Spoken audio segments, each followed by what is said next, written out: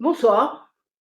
Nous allons donc procéder à l'audition. Good evening. We are now going to hear from new NGOs. The rules are the same as yesterday. 2 minutes to talk about your activity in connection with the theme of our forum.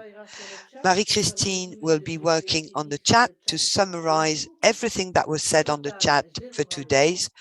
Chantal will be the timekeeper, and we can start now with Andrea Lapeña, Life Learning Platform, but I asked Alexandre Genoyer from the World Committee for Life from Berlin to be ready to speak. Thank you, Andrea. Thank you very much for giving me the floor today. I'm especially thankful since my NGO was only accepted this year in official partnership with UNESCO. So for the proud lifelong learner that I am, this forum for those 2 days has been a learning process, really. It's been a learning process to get to know you all. And I should perhaps make use of this time to tell you a little bit more about us. I represent the Lifelong Learning Platform, European Civil Society for Education, or LLP. An umbrella NGO gathering more than 40 European associations active in the fields of education and training. Our main goal is to try and influence European policies to make lifelong learning opportunities a reality for all. And we do so because we believe that a world based on universal access to quality education is a better world, a world where every individual has the chance person and societal and development. Greatly the work has go on global citizenship and crucially global citizenship education, since this is our field. And we believe that it is thanks to these forums where different voices are brought together that we can truly embody the spirit of global citizenship. I've listened carefully and attentively to the interventions made yesterday and today. And I must say that it would not be global citizenship without education, though. We have listened attentively to the words of the speakers in those sessions, and I could not help but notice the words of former Secretary General Ban Ki-moon, who highlighted the importance of non-formal education to achieve a spirit of global citizenship, global understanding, and cultural awareness. And we stand by those words. At LLP, we think it is important that a global citizenship education creates critical thinking to challenge stereotypes and the false truths of the past. And this is why we're trying to engage in different networks and associations that are really engaged in bringing the SDGs, and particularly SDG number 4, come to life. To conclude this short intervention, I would like to recall the words in SDG target 4.7, which seeks to ensure that all learners acquire knowledge and skills needed to promote sustainable development, including, among others, through education for sustainable development and sustainable lifestyles, human rights, gender equality, promotion of a culture of peace and non-violence, and global citizenship. Merci. This, in our eyes, is the spirit around which to build a community. Merci beaucoup. On passe à la personne suivante. Thank you. Moving on to the next NGO.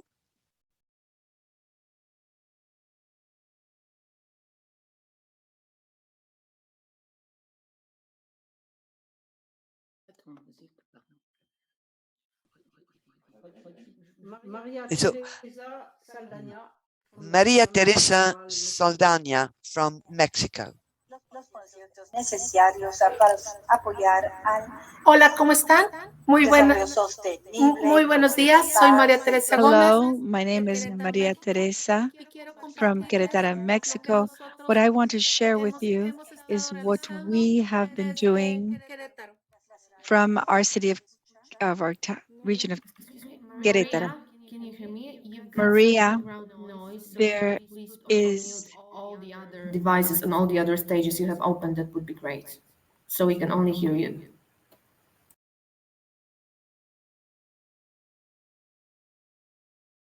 ¿Ya es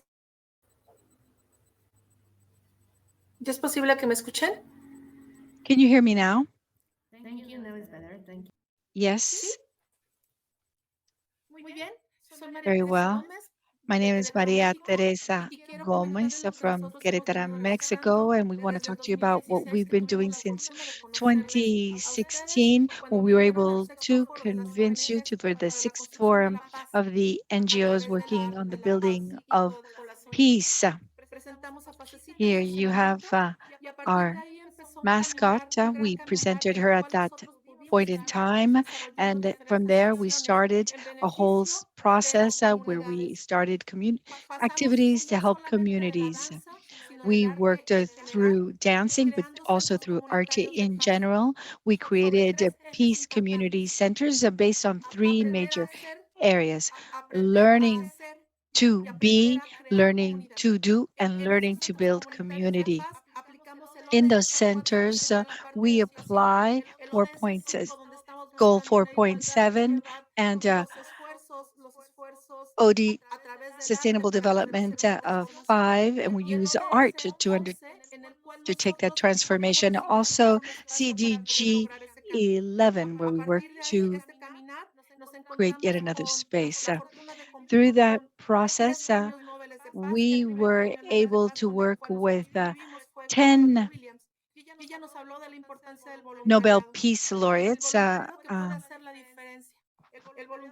We believe that being a volunteer can make a difference, that through volunteership, we can create a world that is at peace, a world where there is equality.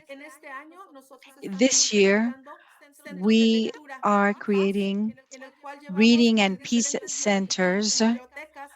This means that we take libraries to these spaces. We are all allied, we're volunteers, we're people who believe in peace, and we would like our Pasecita to be able to continue to travel, to be able to talk to people about peace, art, and work through transformation that way. And I believe this, that if we all work on this, it will work. Merci beaucoup. Merci beaucoup. Ladies and gentlemen, Thank you can very I much. just remind you, if you are one of the speakers who has been called, please do use the link you were emailed. If need be, check your spam or your junk box, but use the link you were emailed to join the speakers list. We want you to take the floor, but we cannot if you are not here to join us. Thank you.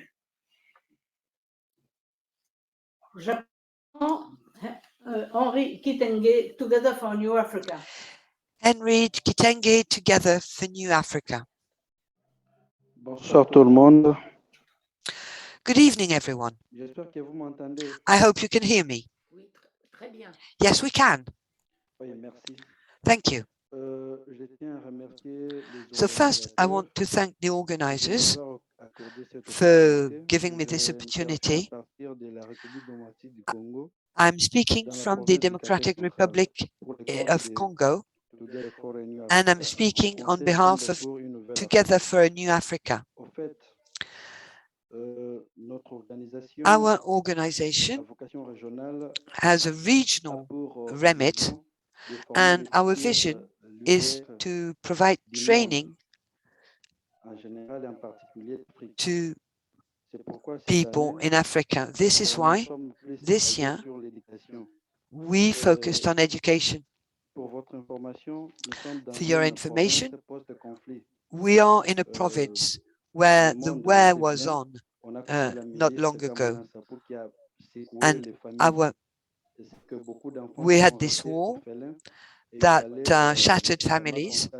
Many children were left orphans, and we had to work on their re-inclusion. This is why we focused on education, and we supported more than 500 children. We made it possible for them to go back to school, and we also provided support to their teachers. And we teach young people an entrepreneur spirit. Locally, we are working together with young people in order to see how we can face hunger, which is raging in our region and more generally speaking in our country.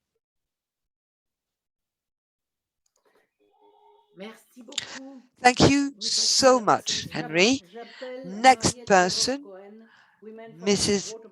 Veroscoin, Human Partnership. Good afternoon. Thank you very much for this opportunity. Women for Water already has had some years with UNESCO. It's just it took a while before we were officially sort of accepted. But speaking a little bit about us is we can see that the world is getting smaller and smaller. And this is due to digitalization, to international communities, and easy access to social media. To be a global citizen, we need to communicate and connect with different nations, with diverse cultural backgrounds, so that we are aware and become part of this bigger global community. To achieve this, we need to step out of our own bubble. Women for Water Partnership is a worldwide network, and one of our goals is to empower women locally, nationally, and globally, and educate women and girls through vocational training as well to become leaders and agents of change in their own community. As Women for Water links the SDGs 4, 5, and 6, we focus on the inclusion of women and contribute to equitable access to safe water and sustainable development to achieve an inclusive, secure, and just world where global citizenship is the mindset, is the norm. Women for Water Partnership and our members, including Soroptimist International, Business Professional International, Business Professional Women International, believe in cooperation. We focus on women supporting each other, preferably within the water sector. As mentioned before, the digital world helps with connecting, but let's not lose sight of the fact that still 42% of the world population has no access to internet, ICT, and we need to develop new strategies to reach these people as well. And we hope to do that together with the NGOs of UNESCO. Thank you very much. Thank you. J'appelle maintenant Patrick Gallo, Association francophone d'amitié et de liaison. I'm now asking Patrick Gallo, French-speaking association for friendship and cooperation. Can you hear me? Can you hear me? Oui, oui, oui, on t'entend. Yes, we can. Yes, we can hear you. Vas-y, Patrick. Patrick, go ahead. Il est bloqué. Patrick. On t'entend très bien. Il est connecté là. Okay. Quelqu'un d'autre. Alexandre Genoyer. Petit problème technique, j'appelle donc Alexandre Ginoyer. So we have a slight technical glitch, so I'm going to ask Alexandre Ginoyer. Allô? Hello? Yes, we can hear you. On t'entend très bien. We can hear you loud and clear. Let's go. Allez-y, allez-y. J'appelle donc Alexandre Ginoyer, World Committee for Lifelong Il faut lui dire de fermer. Bonjour. Le Comité mondial pour les apprentissages tout au long de la vie, ONG membre du comité de liaison. World Committee for Lifelong Learning, member of the Liaison Committee, our objective is to facilitate access to all types of learning for all people around the world, regardless of their age or situation.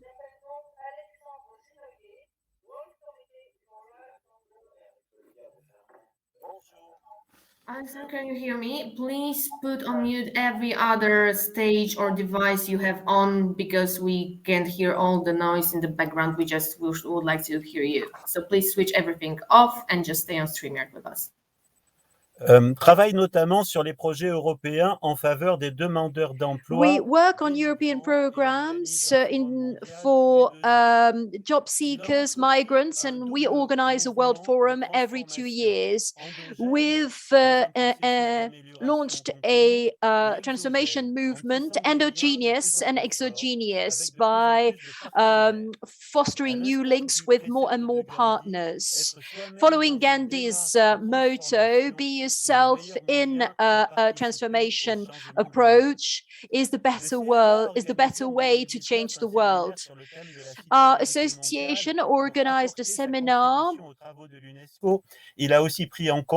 to make a contribution to UNESCO's work, and we also factored in the work of the Council of Europe, but for education to democratic citizenship and to education in human rights. The CMA, our association, considered it capital to and absolutely essential to define commons, the smallest common denominator that could be universal and could be taught and defended around the world. These commons generate rights and duties.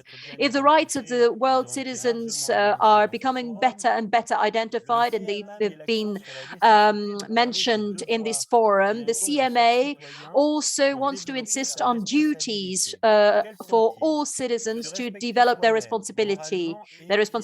What are they? Respect yourself morally and physically. Treat others with respect, equity, humanity. Help others. And work towards their good, for their good, especially if they're impoverished. Protect the planet for the next generations. Work for peace.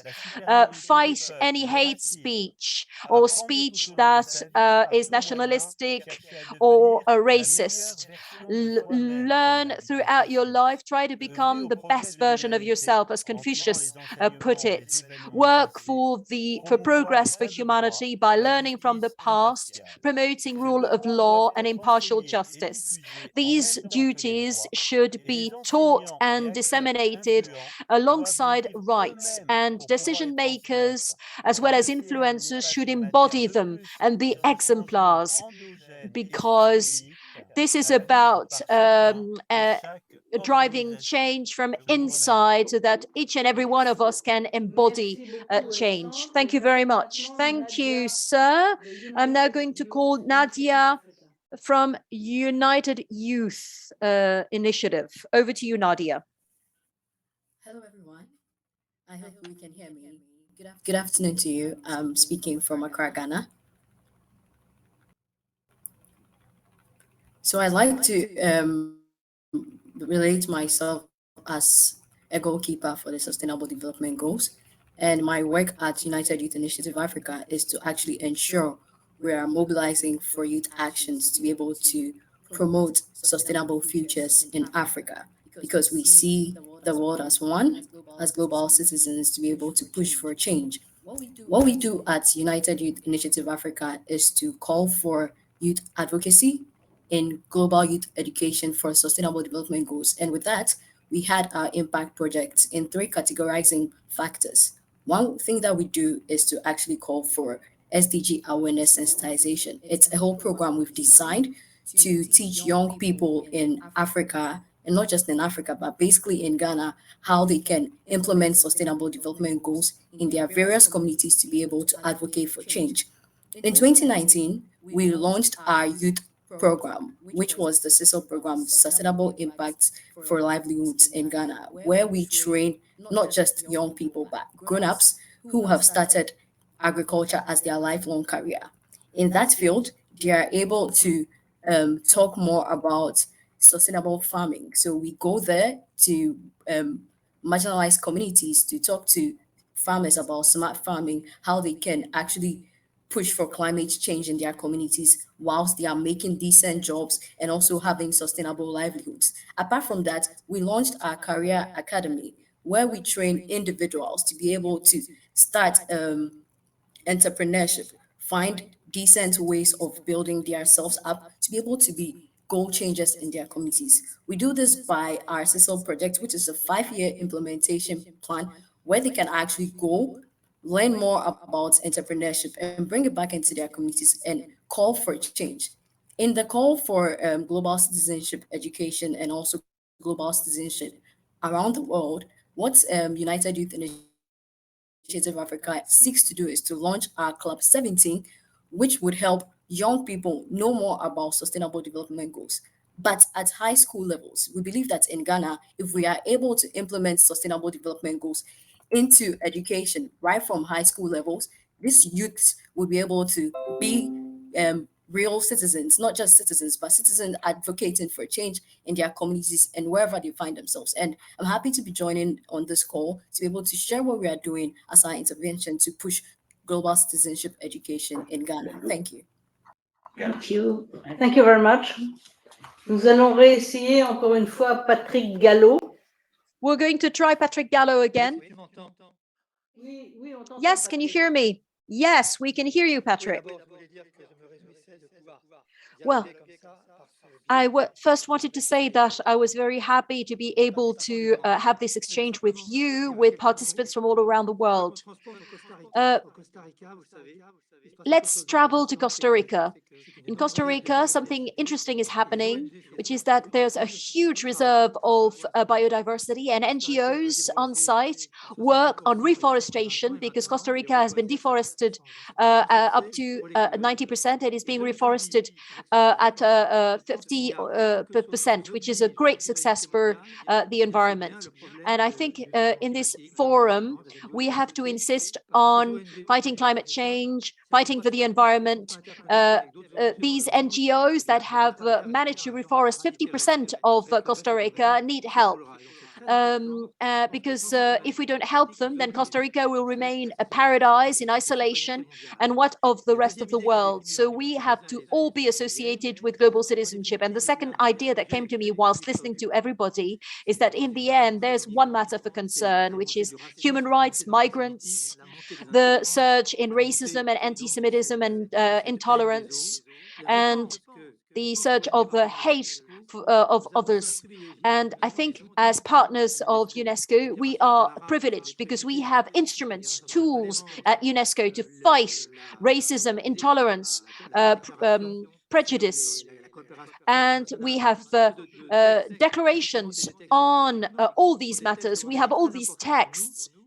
These texts are very important for us, and we need to use them, all these declarations, to promote global citizenship and build on these texts, on certainties, because over the last 50 years, Lévi-Strauss, the famous French anthropologist, demonstrated that there was only one race, human race. And I think these texts are very important. The fact that we have a connection with UNESCO is why global citizenship can be anchored and rooted in texts and certainties. And it is important for us to realize that since we are UNESCO partners, we need to work in close cooperation with UNESCO to promote global citizenship, thanks to all these instruments and tools that UNESCO gives us. Thank you very much, Patrick. I'm now going to call Maria Paola for an association for women in the Mediterranean. Can you hear me? Yes, thank you. Good evening, everybody, or good afternoon. Well, I will concur and with Patrick and say welcome to all those who've been partners of UNESCO. I think if they are partners of UNESCO, they are all already on the right track to global citizenship. UNESCO doesn't talk about different peoples, but about the soul of men and women. And it is in the souls of men and women that we need to build defense for peace, for all men and women all around the world. With regards to the work of the Forum for Women in the Mediterranean, my association, ever since it was set up in 1992, we've always thought that it was that in the dialogue around citizenship in the Mediterranean, but around the world, we thought that this dialogue was not only useful, but should be easy to connect with activities that can bring us the responsibility of joining others, being united, being with others, together with others, citizens who day in, day out do their duties, build our own destiny, help building the destiny and the fate of others around them. And to that end, We have to be ready for research. We have to look for the best situation day in, day out. But we especially need to make progress in science and gender equality. Women throughout history have been by the side of men, but have not always had the same responsibility, and even more so, they haven't had the same visibility or awareness of themselves, self-awareness. Amongst the activities of our Forum for Women in the Mediterranean this year, science has demonstrated that COVID doesn't need fora to know that it's universal, but we need to have good knowledge of science, and we need to advance women and girls in science. That gives us the possibility to know ourselves better. Thank you very much. Your time is up, madam. Apologies, your time is up. Thank you. I want to thank dearly all our friends from NGOs that have demonstrated in a matter of seconds how essential their work was for global citizenship. And I hope I can make our steering committee follow up on this topic of global citizenship, which is all the more important against the backdrop of COVID. Thank you very much.